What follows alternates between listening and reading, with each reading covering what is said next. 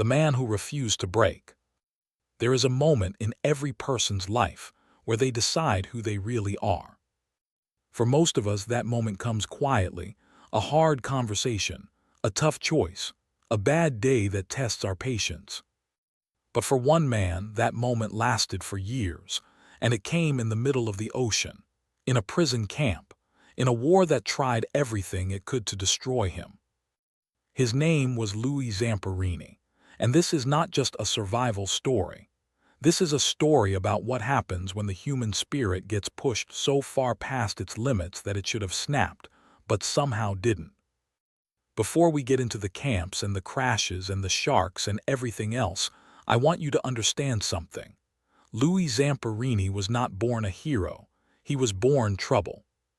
He grew up in Torrance, California during the 1920s and 30s, the son of Italian immigrants, a skinny kid who got picked on for being different, for his accent, for not fitting in. And the way he dealt with that, he stole, he fought. He sneaked into movie theaters without paying. He took pies cooling on windowsills. He broke into houses. He was the kind of kid that parents warned their children about. His older brother Pete was the opposite, calm, disciplined, a runner. And Pete was the one who saw something in Louis that Louis couldn't see in himself. He told Louis, if you're going to run from people anyway, you might as well do it on a track. That single piece of advice changed everything. Louis threw himself into running the way he threw himself into everything, completely, obsessively, without holding anything back. And he was extraordinary. By the time he was 19 years old, he had broken records that people didn't think teenagers could break. He qualified for the 1936 Berlin Olympics. He ran in front of Adolf Hitler. He didn't win, but Hitler reportedly noticed him and asked to meet him personally. Even the Führer of Germany thought this Italian-American kid from California was something special. Louis came home with plans: the 1940 Olympics, a world record in the mile, a future so bright it felt guaranteed. Then the war started, and the future Louis had planned disappeared overnight. Like millions of young men across America, Louis enlisted. He became a bombardier in the United States Army Air Forces. He was stationed in the Pacific, where the war against Japan was being fought across thousands of miles of ocean and island chains that most Americans had never heard of before. The Pacific theater was brutal in a very specific way. It was not the mud and trenches of Europe. It was vast, open, isolated. When planes went down over the Pacific, there was sometimes nothing below them for hundreds of miles in every direction. Just ocean, just silence, just sharks. Louis flew missions on a B-24 bomber called Superman. The plane took serious damage on multiple missions. The crew survived things that should have killed them, and every time Louis came back. Then in May of 1943, everything changed. The crew was sent on a search mission in a different plane, a B-24 nicknamed the Green Hornet. It was a worn-out, unreliable aircraft. Everyone who flew knew these planes were problematic, but orders were orders. There were men in the water who needed finding. The plane went down. Engines failed. The aircraft struck the ocean at full speed. Of the 11 men on board, only 3 survived the initial crash: Louis Zamperini, his pilot and close friend Russell "Phil" Phillips, and a tail gunner named Francis McNamara, who everyone called Mac. They were floating in the middle of the Pacific Ocean. No radio signal that reached anyone. No rescue coming. 3 men, 2 small life rafts, and almost nothing else. The nearest land was over 1,000 miles away. What followed was 47 days on the open ocean. 47 days. I want you to sit with that number for a moment. 47 days. No clean water, no real food, just what they could collect from rain and what they could pull from the sea. Sharks circled them constantly. At times, the sharks slapped the rafts with their tails. At one point, Louis and the others beat back a shark with their bare hands and paddles. Japanese aircraft spotted them and strafed the rafts with machine gun fire. The men slid into the water during the attack. The sharks were still there. They climbed back onto the bullet-ridden rafts as the planes circled and fired again. Mac, the tail gunner, deteriorated quickly. He had eaten almost all of their emergency rations in a moment of panic in the first night. He seemed to lose his will. He became quieter, thinner, more absent. He died after 33 days on the raft. Phil, the pilot, had a head injury from the crash. He was often confused, in pain. Louis had to take charge. Louis fished with improvised hooks. Louis caught albatrosses with his hands. Louis rationed everything. Louis prayed for rain so they could drink. Louis kept himself and Phil alive through a combination of physical toughness and mental refusal to accept that they were going to die. At one point, Louis made a deal with God. He said, "If you get me home, I'll dedicate my life to you." He meant it, or thought he did. He wasn't a religious man. He was a desperate one.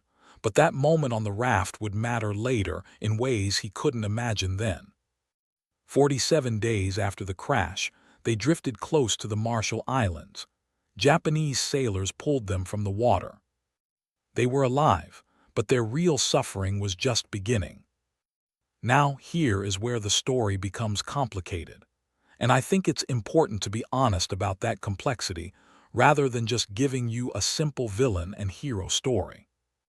When Louis and Phil were captured by the Japanese, they entered a prison system that was built on a very specific philosophy.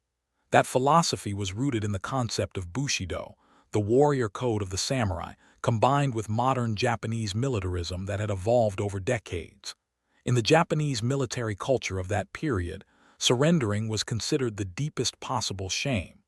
A soldier who surrendered had dishonored himself, his family, and his nation. He was considered less than human. That belief had consequences. It meant that in the eyes of many Japanese soldiers and guards, Allied prisoners of war deserved no respect. They had surrendered. They were already dead in a moral sense. And treating dead men as subhuman didn't feel like cruelty to people raised inside that belief system. It felt, to some, almost logical. Now, I'm not saying this to excuse what happened in those camps. The historical record on Japanese POW treatment during World War II is horrifying and well documented. I'm saying it because understanding why people do terrible things is different from approving of what they do. And understanding is important if we're trying to actually learn something from history. The camps that Louis passed through, Afuna, Amori, Neetsu, were places of systematic degradation, starvation, beatings, forced labor, and psychological torture. Prisoners were malnourished to the point of skeletal thinness. They were beaten for minor infractions, or for no reason at all. They were forced to stand at attention in extreme cold or heat for hours. They were made to do hard physical labor even when they could barely stand. Many men broke. Many died, not from dramatic single moments, but from the slow grinding down of everything that made a person feel like a person. And then there was Mutsuhiro Watanabe. Mutsuhiro Watanabe was a guard at Amori and later at Neetsu. He is the man who became most closely associated with Louis Zamperini's imprisonment. In the book and film about Louis's life, he is known by the nickname, the Bird. He was not a large man. He was not physically imposing. But he had something in him, a capacity for cruelty, a hunger for dominance that made him one of the most feared men in the camp system. Watanabe was, by most accounts, highly intelligent and from a privileged family. He had failed to become an officer, which in Japanese military culture was a significant humiliation.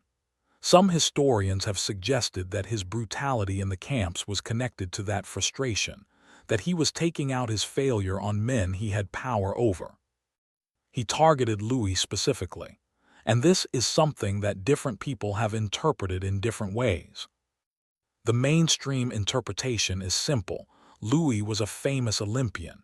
He had appeared in American newspapers. He had met Hitler. He was a symbol. Breaking him, making an Olympian kneel, making an American hero debase himself, would have felt like a significant psychological victory. Watanabe understood the propaganda value of breaking someone famous. But some historians have pointed to something more personal in Watanabe's obsession with Louis. The beatings were too frequent, too specific, too personal to feel purely ideological. There was something in Watanabe's behavior toward Louis that seemed almost like a dark mirror, a man who recognized something powerful in another person and needed to destroy it rather than be intimidated by it. Louis himself, in his later years, spoke about this in complex ways. He didn't simplify Watanabe into a cartoon monster, even though what Watanabe did to him was monstrous. The beatings were severe. Louis was punched in the face daily. He was made to hold heavy objects above his head for extended periods. If his arms dropped, he was beaten. Guards were ordered to punch Louis in the face as punishment for his survival, his spirit, his refusal to seem broken even when his body was breaking. Watanabe once forced Louis, who was weak with malnutrition and illness, to hold a 6-foot wooden beam above his head. Louis held it for 37 minutes. He stared directly into Watanabe's eyes the entire time. He would not look away. He would not give Watanabe the satisfaction of seeing him crack. Watanabe reportedly became furious. He struck Louis with full force. Louis didn't drop the beam. That moment is probably the clearest window into what made Louis Zamperini who he was. He was in a situation where he had no power, no choice, no freedom, no food, no dignity in any external sense. But there was one thing no one could take from him, the decision about how he held himself.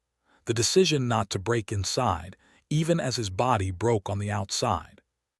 Now some people push back on this kind of framing. They say that survival stories that focus on mental toughness put too much pressure on the individual. What about the men who broke? Were they weaker? Were they less determined? Or were they just in slightly different circumstances, with slightly different guards or slightly less luck on any given day? It's a fair question, and I don't think the honest answer is that Louis was simply stronger than everyone else. I think he had a particular combination of traits: stubbornness, competitiveness, the runner's mind that knows how to push through walls, and I think circumstances gave him just barely enough to hold on to. Other men who died or broke may have had the same potential and just faced slightly more or slightly worse.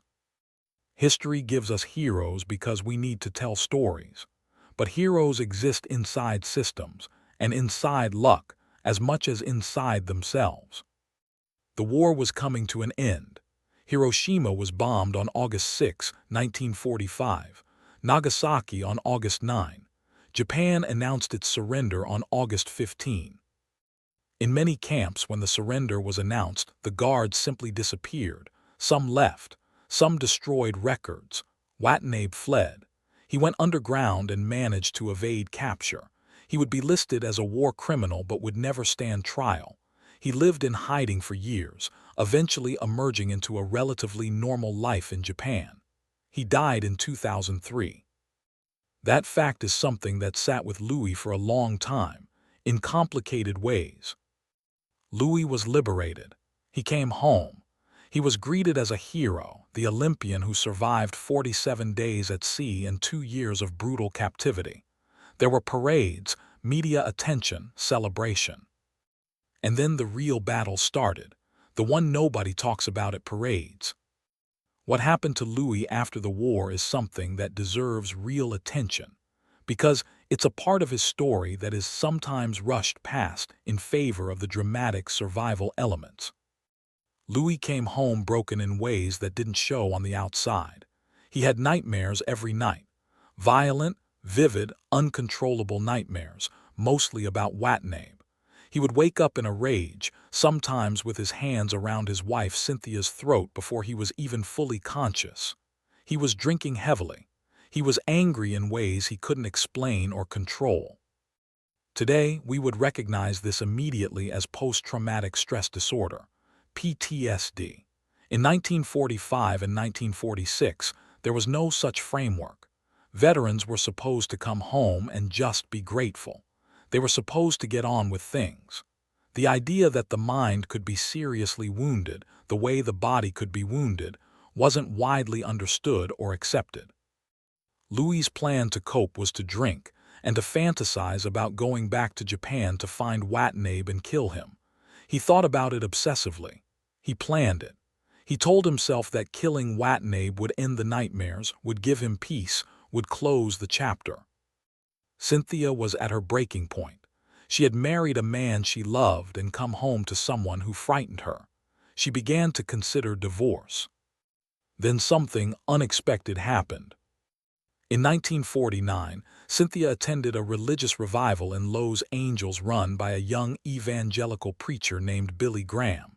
She came home transformed. She told Louis he had to go. Louis went, partly to make her happy, partly from desperation. He walked out the first night, but Cynthia convinced him to go back. The second night, something happened to Louis Zamperini. He later described it as a conversion experience, an encounter with something real that he couldn't explain away. He remembered the promise he had made on the raft. He felt, by his own account, something lift from him. He stopped drinking that night. The nightmare stopped. He said later that he felt a peace that he had never felt before. Now, this is a part of the story where different people come to very different places. For Christians and for Louis himself, his conversion was the miracle at the center of the whole story. It was the point where God answered the prayer from the raft years later. It was the resolution that made everything make sense. And it would be dishonest to just skip past that or present it as a footnote, because for Louis, it was everything. For people who are not religious or who are skeptical, there are other ways to look at it. Billy Graham was a gifted communicator. Louis was in a vulnerable, desperate state. He was a man who needed something to hold on to, and he found it. The human brain, especially a brain that has been through sustained trauma, sometimes needs a framework, a story, a moment, an anchor to reorganize itself around. Whatever the mechanism, the outcome was real. Louis Zamperini stopped drinking overnight, the nightmare stopped, and his marriage was saved. What I would say is that both of those interpretations can be true at once. The psychological explanation doesn't have to contradict the spiritual one, and the spiritual one doesn't have to contradict the psychological one. Life is often more than one thing at the same time. What matters for the story is this. The man who came home from the war in pieces put himself back together, and the thing that put him back together was also the thing that pushed him toward what came next. Louis gave up the plan to kill Watanabe. He said he forgave him, not in a small, polite way, in a deep, deliberate, I have actually let this go way. He began speaking at churches, at schools, at community events. He told his story. He worked with troubled youth. He eventually started a camp for at-risk boys in the mountains of California. He tried to arrange a meeting with Watanabe. He wanted to tell him personally that he had forgiven him. Watanabe refused. He gave one public interview in his old age where he appeared to show little remorse. Louis sent him a letter of forgiveness anyway. When the 1998 Winter Olympics were held in Nagano, Japan, Louis was asked to carry the Olympic torch. He was 81 years old. He ran a leg of the relay not far from the site of one of the camps where he had been imprisoned. He ran near the place where Watanabe had beaten him. He ran through the country that had tried to break him. He ran. Louis Zamperini lived until he was 97 years old. He died in July of 2014, just before the film Unbroken, based on Laura Hillenbrand's extraordinary book about his life, was released. He saw the whole century. He saw the Depression and the war and the Cold War and the space race and Vietnam and the fall of the Soviet Union and 9/11 and the digital revolution. He outlived almost everyone who had tried to destroy him. He outlived the man who built the camps. He outlived most of the guards. He outlived even the version of himself that the war had created, the broken, drinking, nightmare-haunted man who came home in 1945. Here is where I want to take a moment and share what I actually think about all of this. Not a lecture, not a neat moral lesson, just honesty. Louis Zamperini's story is often told as a straightforward triumph. Survive the ocean, survive the camps, forgive your enemy, go home, the end. And there is truth in that telling. He really did survive those things. He really did forgive. He really did go home and build a meaningful life. But I think the most interesting part of the story is actually the part in between. The years after the war when nobody was writing about him, when he wasn't a hero to anyone, when he was just a man in a house with nightmares and a bottle and a wife he was scaring, and a hatred he was carrying everywhere he went. Because that part is the part that is closest to most of us. Most of us will never spend 47 days on a raft. Most of us will never be beaten by a man like Watanabe. But most of us will carry something, a loss, a failure, a cruelty someone did to us, a cruelty we did to ourselves, and we will have to decide what to do with it, whether to feed it or let it go, whether to let the past define the future or just be the past. Louis didn't figure that out quickly. He didn't figure it out on the raft or on the day of liberation. He figured it out years later, in pieces, after a lot of damage. And I find that more comforting than the idea of someone who was just tougher or better or more spiritual than everyone else from the beginning. I also think about the men who didn't make it, the ones who died on the raft or in the camps or who came home and couldn't find their way back to themselves. Their stories matter too. Their lack of a happy ending doesn't mean they were weaker or less deserving of it. Life is not a story that rewards virtue in neat proportion. Some people survive because of who they are. Some people survive because of who they are and what they are carrying, and which direction the wind is blowing on a particular day. And I think it's worth holding both of those truths at once, honoring what Louis did, while also recognizing that he was one man inside a much larger tragedy, where thousands of others didn't get the ending he got. One more thing, the question of Watanabe. A lot of people, when they get to the forgiveness part of this story, either find it deeply moving or deeply uncomfortable. Some people think forgiving someone who never apologized and apparently never truly felt remorse is either saintly or naive. Some people think Louis was cheated out of justice. I don't have a clean answer to that. I don't think there is one. What I will say is that Louis himself described forgiveness not as a gift to Watanabe, not as saying what happened was okay, but as a way of freeing himself. He said that carrying the hatred was like carrying a poison, and that whether Watanabe deserved forgiveness or not, Louis needed to put it down for his own sake. That framing makes sense to me. Forgiveness is one of those words that gets stretched to mean a lot of different things. Sometimes it means excusing. Sometimes it means releasing. Louis's version seemed to be the second kind. He didn't pretend what happened was acceptable. He just decided to stop letting it run his life. Whether you agree with that approach or not, the fact that it worked for him, that a man who had every right to spend the rest of his life in hatred chose something else, is worth thinking about. So let's bring this back together. Louis Zamperini was born a troublemaker in California. He found himself through running. He went to the Berlin Olympics. He went to war. His plane went down. He survived 47 days in the Pacific. He was captured. He was imprisoned in multiple camps across Japan. He was targeted, beaten, tortured, and humiliated by a guard who made him his personal project. He came home. He nearly destroyed himself with drinking and nightmares and hatred. He had a conversion experience that he said changed everything. He stopped drinking. He saved his marriage. He forgave the man who had made his life hell. He worked with troubled kids for decades. He ran a leg of the Olympic torch relay in Japan at 81 years old. He died at 97, still carrying his story forward. That's not the story of a superhero.